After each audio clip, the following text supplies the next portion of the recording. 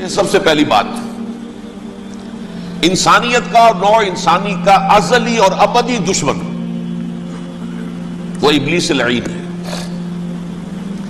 یہ چونکہ چیزیں ایسی ہیں کہ جو ماوراء الطبیعات سے متعلق ہیں۔ ابلیس جن ہے، جن انویزیبل ورلڈ سے تعلق رکھتا ہے، غیر مرئی جو نظر نہیں آتی۔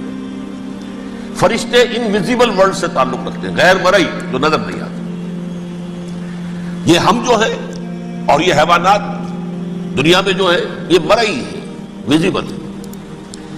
آج کا عام ذہن جو انسان کا بن چکا ہے، سائنٹزم جسے کہا جاتا ہے، سائنسی نقطہ نظر، اس کا عام لوگوں پر بھی اثر یہ ہوا ہے کہ جو انویزیبل ورلڈ ہے اس کی باتوں کی طرف توجہ نہیں کرتے۔ ہاں عقیدہ تو ہے کہ ہے، جن بھی ہے، فرشتے بھی ہیں، لیکن کوئی ان کی اہمیت ہماری نگاہوں میں نہیں۔ ساری نگاہیں مرکوز ہے visible world, physical world. Meta physics کا تو مضمون بھی ہم سمجھ رہے ہیں کہ ختم کر دینا چاہیے، یونیورسٹیز سے فلسفے کے ڈپارٹمنٹس ختم ہو رہے ہیں، کیا ضرورت ہے اس کی؟ اصل شے یہ دنیا ہے، یہ عالم ہے، یہ کائنات ہے، یہ مادہ ہے، یہ حیات انسانی، حیات دنیاوی ہے۔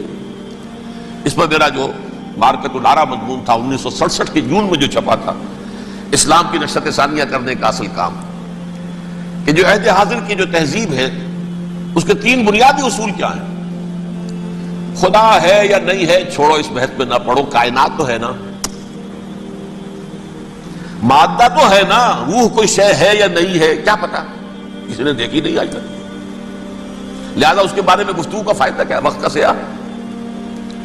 عالم آخرہ کوئی ہے یا نہیں ہے کیا پتا، کس نے آ کے بتایا مرنے کے بعد، لہذا اس بحث میں نہ پڑھو، یہ عالم دنیا تو ہے نا، اٹس ویری مچ پریزنٹ، لہذا ساری توجہ اس پر صرف کرو۔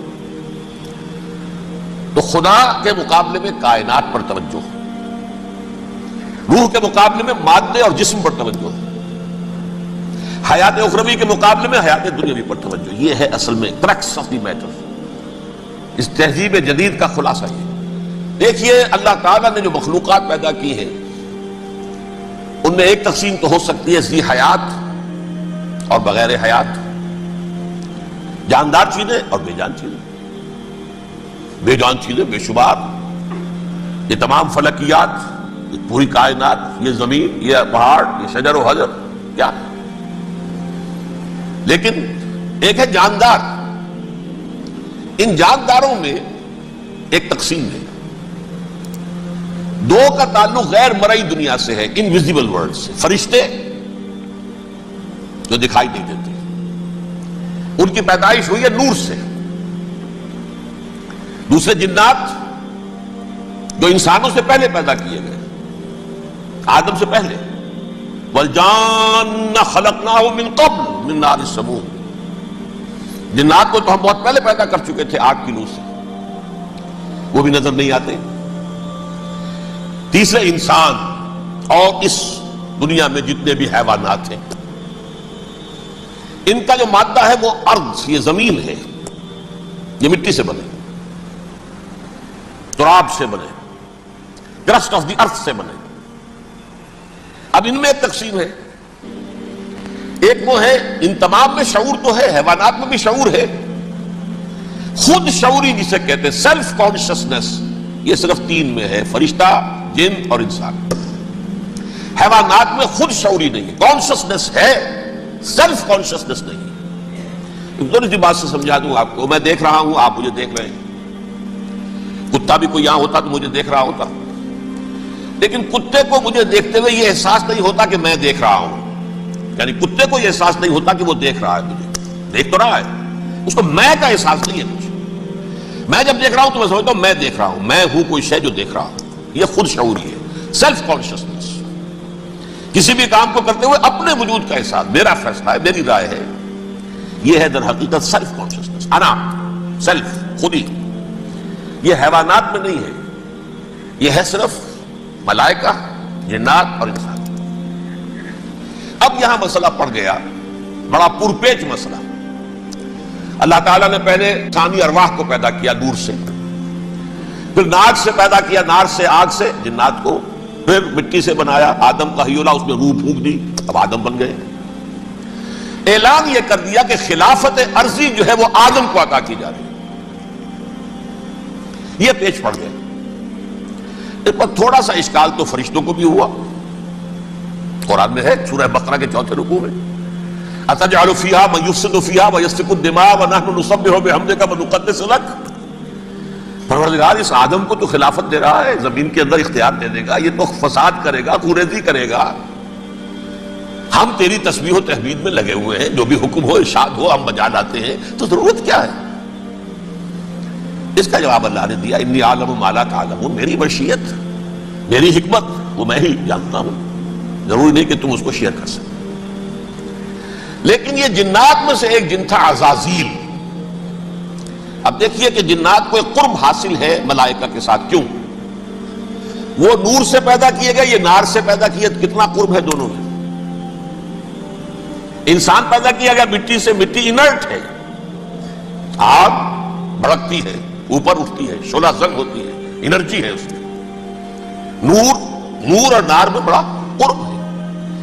اور عربی کے ایک قاعدے سے تو یہ ایک ہی لفظ ہے, مادہ ایک ہی ہے, حروف علت جو ہے ایک دوسرے کی جگہ آ جاتی. یہ قرب ہے, اگرچہ زمین و آسمان کا فرق ہے دونوں. فرشتہ نور سے پیدا کیا گیا ہے, وہ پاک ہے, وہ اللہ کے کسی حکم کی خلاف ورزی کر ہی نہیں سکتا. لا یعصون اللہ ما امرہم ویفعلون ما یؤمرون. وہ جو بھی اللہ تعالیٰ حکم دیتا ہے اس کی کوئی معصیت نافرمانی نہیں کرتے, بلکہ جو حکم لیا جاتا مان لیتے. ذرا سا اشکال ہوا تھا, پوچھ لیا, جواب مل گیا, خاموش ہو گئے بس. لیکن عزازیل نامی ایک جن تھا جو ایک تو جن ہونے کی نسبت سے فرشتوں سے کچھ نہ کچھ مماثلت تھی, قرب تھا. دوسرے یہ علم میں, زہد میں, عبادت میں اتنا اونچا تھا, اتنا اونچا تھا, اتنا اونچا تھا کہ یہ ملائکہ ہی کے صف میں شامل ہو گئے. کس نے علم بغاوت بلند کر دیا جب حکم دیا گیا کہ سجدہ کرو آدم کو. اب یہ دیکھیے کس قدر یہ اہم مضمون ہے. اور آپ سوچ رہے ہیں یہ باتیں آج پہلی مرتبہ ہمیں اس طرح سنائی جا رہی ہیں. یہ باتیں تو علم میں آتی نہیں ہمارے. وجہ کیا ہے؟ آپ کو دلچسپی نہیں ان چیزوں سے. جدید تہذیب نے ان چیزوں کی اہمیت کو زیرو کر دیا. قرآن میں اہمیت کا کیا ہے؟ 7 جگہ یہ مضمون قرآن میں آیا ہے کہ فرشتوں کو ہم نے حکم دیا سجدہ کرو آدم کو, سب نے سجدہ کیا. فسجد الملائکۃ کلھم اجمعون, سارے کے سارے, کل کے کل, سب نے مل کر سجدہ کیا آدم کو. اللہ کے حکم سے فوراً تعمیل کر دی. الا ابلیس ابا واستکبر وکان من الکافرین. ابلیس نے نہیں کیا, انکار کیا, استکبار کیا, گھمنڈ کیا. اور اس کو سورہ کہف میں بیان کر دیا گیا. یہ اس لیے کہ وہ اصل میں جنات میں سے تھا, اگرچہ شامل تو تھا فرشتوں میں اس وقت. کانا من الجن ففسق عن امر ربہ, وہ اصل میں جنات میں سے تھا. اس وجہ سے وہ اپنے رب کے اس فیصلے کے خلاف کھڑا ہو گیا, سرکشی تھی اس میں. یہ معاملہ اتنا اہم ہے, اب آپ سمجھیے کہ 7 مرتبہ سورہ بقرہ, سورہ اعراف, سورہ حجر, سورہ بنی اسرائیل, سورہ کہف, سورہ طٰہٰ, سورہ صاد, 6 مکی صورتوں میں ذکر ہے یہ, اور ایک مدنی صورت سورہ بقرہ. ان میں سے اکثر مقامات پر پھر جب اللہ نے کہا کہ اچھا تم نے یہ سرکشی کی ہے اور ہمارے حکم کی خلاف ورزی کی ہے تو یہاں سے نکل جاؤ, دفع ہو جاؤ, تم مردود ہو, مردود ملعون. ان علیک لعنتی الی یوم الدین, اب تجھ پر لعنت رہے گی میری قیامت کے دن تک. اس نے کہا اچھا پروردگار پھر مجھے ذرا مہلت دے دے, رب فانظرنی الی یوم یبعثون, قیامت تک میری زندگی طویل کر دے.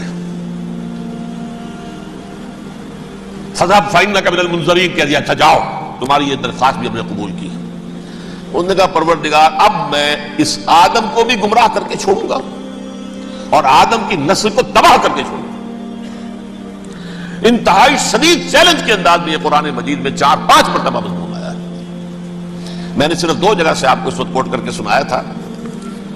سورہ اعراف میں اللہ تعالیٰ فرماتے ہیں قالا, اس پر ابلیس نے کہا فبما اغویتنی, تو اے رب جو تو نے مجھے گمراہ کیا ہے, مجھے دلیل کر دیا, مجھ پر فوقیت دے دی اس کو, انا خیر منہ, میں اس سے بہتر ہوں, خلقتنی من نار وخلقتہ من طین, بنایا تو نے مجھے آگ سے اور اس کو بنایا مٹی سے, پھر مجھ سے مطالبہ کہ میں سجدہ کروں, اور میں نے سجدہ نہیں کیا تو تو نے مجھے ملعون قرار دے دیا. قال فبما اغویتنی لاقعدن لهم صراطک المستقیم, اب میں یہ نسل آدم کے لیے اس کو برباد کرنے کے لیے تیری سیدھی راہ کے اوپر گھات میں بیٹھوں گا، سیدھے راستے پر چلنے نہیں دوں گا.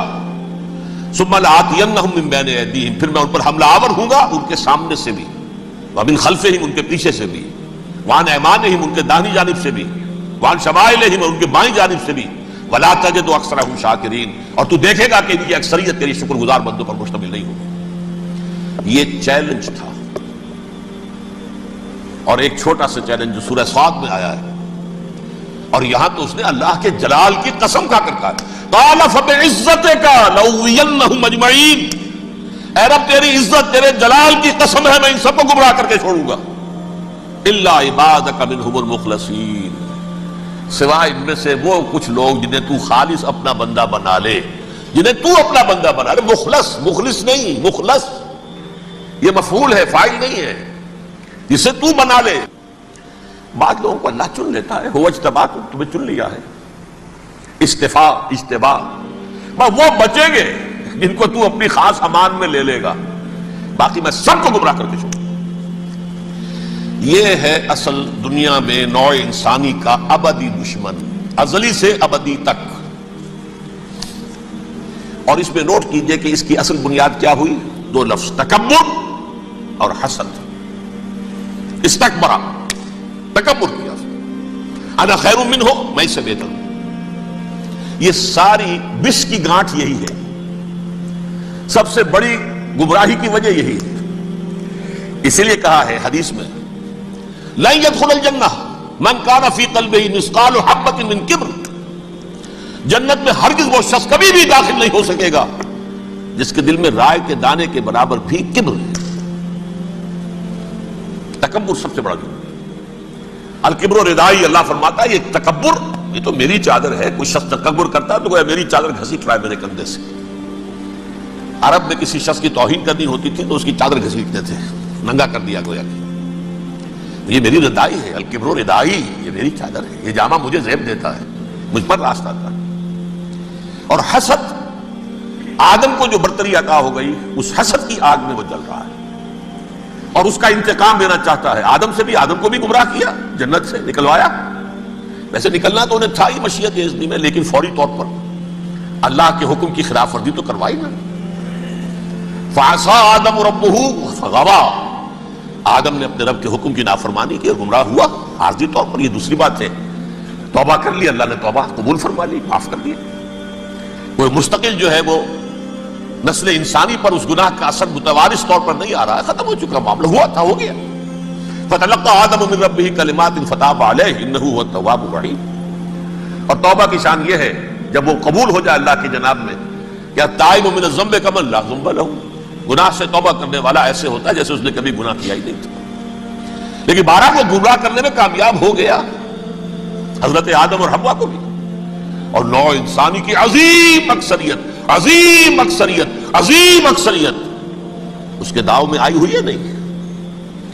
کتنے ہیں وہ عباد اللہ المخلصین، الا عبادک منہم المخلصین، کتنے ہیں جو واقعتاً خالصتاً اللہ کے بندے بن گئے ہوں، جنہیں اللہ نے اپنا بنا لیا، اپنا قرار دے دیا. اب اس کے ساتھ نوٹ کیجئے، اس ابلیس کے ساتھ ایک فوج بھی ہے جسے قرآن مجید میں کہا گیا ہے یہ اس کی پارٹی ہے، حزب الشیطان. یہ اکیلا نہیں ہے. ایک تو وہ عزازیل ہے، اس کی طویل ترین عمر اللہ نے دے دی، وہ تو قیامت تک رہے گا. باقی بھی جنات جو ہیں ان کی نسل میں سے، جو اس کی نوع میں سے، اس کی نسل میں سے، جنات کی عمریں انسانوں کی عمروں سے زیادہ ہیں، بہت زیادہ ہیں، لیکن پھر بھی اتنی نہیں ہے. یہ خاص ہے اس کا معاملہ کہ اس نے کہا تھا رب انظرنی الی یوم یبعثون، مجھے دے دے مہلت اس وقت تک تاکہ میں ثابت کر کے دکھا دوں کہ جسے تو نے یہ خلافت دیا یہ اس کا اہل نہیں ہے. Let me prove this point. ولا تجد اکثرہم شاکرین، تو اس کی اکثریت کو شکر گزار نہیں پائے گا. وہ ابلیس جو ہے وہ ریکروٹ کرتا ہے اپنے فوجی، اول تو خود جنات میں سے جو اس کے نمبر 1 لشکری ہے. قرآن مجید میں اس کا اشارہ دیا گیا ہے انہو یراکم ہوا وقبیلہ من حیث لا ترونہم. دیکھو لوگو، اے انسانوں، وہ ابلیس لعین عزازیل اور جو اس کے قبیلے کے لوگ ہیں، جنات ہیں، وہ تمہیں وہاں سے دیکھتے ہیں اور تاکتے ہیں اور حملہ کرتے ہیں جہاں سے تم انہیں نہیں دیکھتے. وہ غیر مرئی ہیں، انویزیبل ہے، تمہیں نظر نہیں آتے. ویزیبل دشمن کا وار کو روک لو گے، انویزیبل کا کیسے روکو گے؟ انہو یراکم ہوا وقبیلہ، اکیلا ہی نہیں ہے وہ تو تمہیں تاکتا ہے، تم پر حملہ کرتا ہے، گھات میں لگ کر جو ہے تمہارے اوپر حملہ کرتا ہے، وہ بھی اور اس کے ساتھ اس کے قبیلے کے لوگ، جنات بھی، من حیث لا ترونہم، جہاں سے کہ تم انہیں نہیں دیکھتے. لیکن اس کے علاوہ وہ انسانوں میں سے بھی ریکروٹ، رنگ روٹ، وہ بٹ وہ جو ہے ان کو اپنے پاس رکھتا ہے فوج کے اندر. جس کی سب سے بڑی مثال کیا ہے؟ سورہ مجادلہ میں اللہ تعالیٰ نے منافق، حالانکہ وہ کون تھے؟ بظاہر حضور کا کلمہ پڑھنے والے، حضور کے پیچھے نماز پڑھنے والے، اسلام کا دعویٰ کرنے والے، ان کو اللہ فرماتا ہے اولئک حزب الشیطان الا ان حزب الشیطان هم الخاسرون، یہ شیطان کی پارٹی کے لوگ ہیں. وہاں مقابلے میں آیا ہے اولئک حزب اللہ الا ان حزب اللہ هم المفلحون. یہ دو پارٹیاں ہیں، حزب اللہ اللہ کی پارٹی جو اس کے مخلص بندے ہیں، وہ اللہ کی پارٹی ہے، اور جو شیطان کے مرید بن گئے اس کے ہاتھ پر بیعت کر لی، لہذا وہ اس شیطان کی پارٹی کے لوگ ہیں، چاہے وہ انسان ہو چاہے جن ہو. تو انسانوں میں سے بھی اس کے حزب میں، اس کی پارٹی میں اس کے ایجنٹ ہیں، اور بہت ہیں، بلکہ بہت سے تو ایسے ہیں کہ جو جنات کے بھی کان کتر دیں، ان کو بھی شیطنت سکھا دیں، پڑھا دیں.